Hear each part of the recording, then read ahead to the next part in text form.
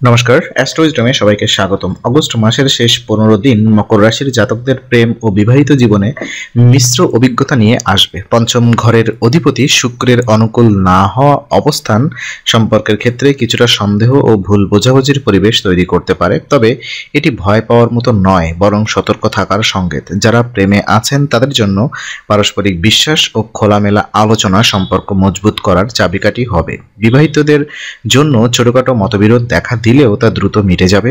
আসুন এবার প্রতিটি দিকের গভীর বিশ্লেষণে দেখি। প্রথমত প্রেম জীবন নিয়ে যদি আমরা কথা বলি, তো এই সময় প্রেম জীবনে পঞ্চম ঘরের অধিপতি শুক্রের অবস্থান অনুকূল না হয় সম্পর্কের মধ্যে কিছু অস্থির ও সন্দেহের সুর শোনা যেতে পারে। আপনি বা আপনার সঙ্গী একে অপরের আচরণ নিয়ে অযথা সন্দেহ করতে পারেন, যা ছোটখাটো বিষয়কে বড় করে তুলতে পারে। প্রেমের ক্ষেত্রে সবচেয়ে বড় চ্যালেঞ্জ হবে বিশ্বাস ধরে রাখা। এই সময় খোলামেলা আলোচনা ও সত্যবাদী আচরণ অত্যন্ত গুরুত্বপূর্ণ। আপনার অনুভূতি বা অসন্তুষ্টি চাপা না রেখে শান্তভাবে প্রকাশ করুন। ভুল বোঝাবুঝি এড়াতে অকারণে ফোন বা মেসেজ চেক করা, অতিরিক্ত জিজ্ঞাসাবাদ ইত্যাদি এড়িয়ে চলা ভালো। যারা নতুন সম্পর্কে আছেন বা সম্পর্কে যাওয়ার কথা ভাবছেন তাদের উচিত ধীরে ধীরে পরস্পরকে জানা এবং আগ্রহপ্রবণ সিদ্ধান্ত না নেওয়া।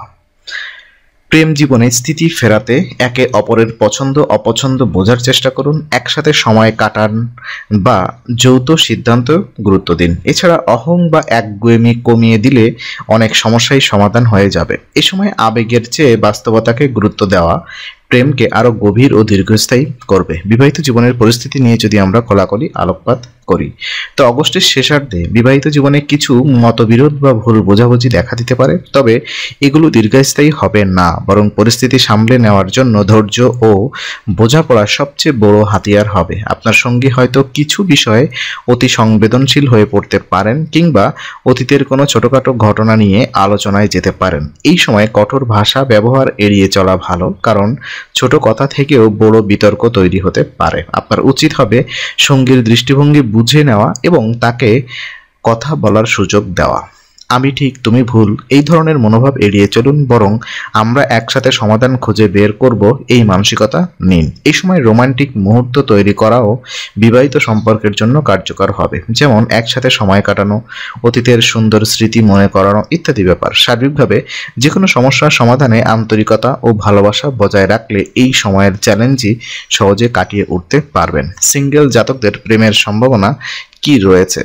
তো সিঙ্গেল মকর জাতকদের জন্য অগস্টের শেষ 15 দিন নতুন সম্পর্ক শুরু করার আগে সতর্কতা ও ধৈর্য অবলম্বন করার সময়।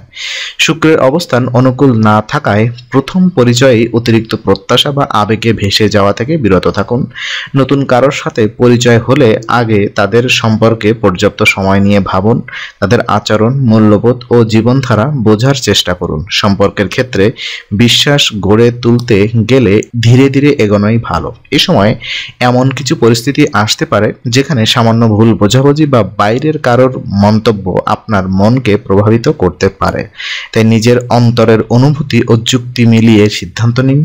যদি মনে হয় সম্পর্ক আপনাকে চাপ বা মানসিক অশান্তি দিচ্ছে, তবে তা থেকে কিছুটা দূরত্ব বজায় রাখুন এবং স্পষ্টভাবে আপনার অবস্থান জানান। এই সময় আত্ম উন্নয়ন, নিজের শখ আহ্লাদ ও ব্যক্তিগত লক্ষ্য পূরণে মনোযোগ দেওয়া সিঙ্গেলদের জন্য ভালো ফল বয়ে আনবে। তখন সঠিক সময়ে সঠিক সম্পর্ক জীবনে আসবে।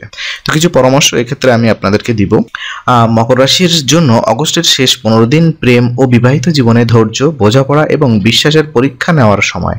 শুক্রের অবস্থান সামান্য প্রতিকূল হওয়ায় সম্পর্কের মধ্যে ভুল বোঝাবুঝি বা সন্দেহের পরিবেশ তৈরি হতে পারে। আপনার জন্য মূল পরামর্শ হচ্ছে সন্দেহ নয়, বিশ্বাস বেছে নিন। সঙ্গীর সাথে খোলামেলা আলোচনা করুন। প্রয়োজন হলে সময় নিয়ে সম্পর্কের জট ছড়ান। বিবাহিত জীবনে অহংকার কমিয়ে পারস্পরিক সম্মান ও ভালোবাসা বজায় রাখুন।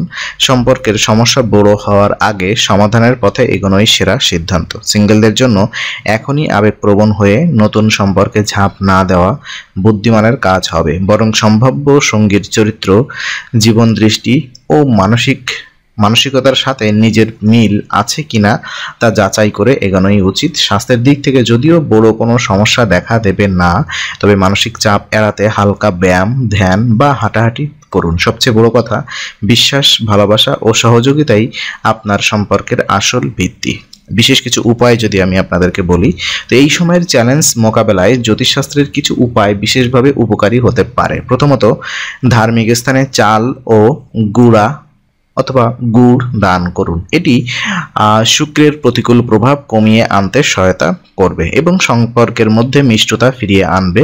দান করার সময় মনে শান্তি ও কৃতজ্ঞতা ভাব রাখুন। দ্বিতীয়ত, কন্যা পূজন করে আশীর্বাদ নেওয়া মকর রাশির জাতকদের জন্য অত্যন্ত শুভ। এটি শুধু সম্পর্কেই নয়, সামগ্রিক জীবনে ইতিবাচক শক্তি ও শান্তি বয়ে আনবে। এছাড়া সঙ্গীর সাথে ভুল বোঝাবুঝি কমাতে নিয়মিত একসাথে প্রার্থনা বা ধ্যান করতে পারেন।